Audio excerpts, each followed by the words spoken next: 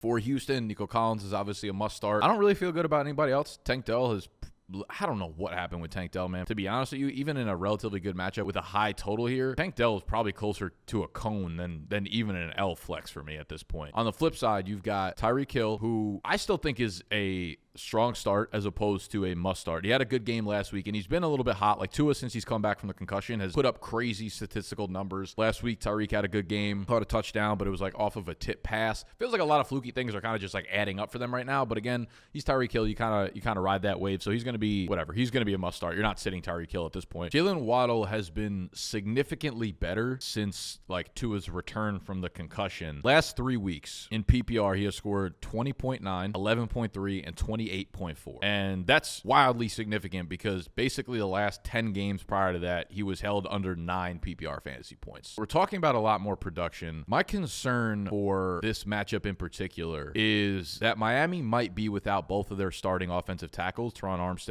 and Kendall Lamb. They were both DMPs on Wednesday. Obviously, you've got a few more days for them to start getting limited practices back in and getting onto the field. But if both of them are out against this edge rush from Houston, I think that's going to lead to a lot more of what we've already seen this season in Devon Achane and Jonnu Smith getting a ton of really, really quick targets to get the ball out of Tua's hand. So that's my ultimate concern for a dude like Jaylen Waddle this week. And because of that, I'm going to put him into the L-Flex category. Transparently, I just don't feel great about him, right?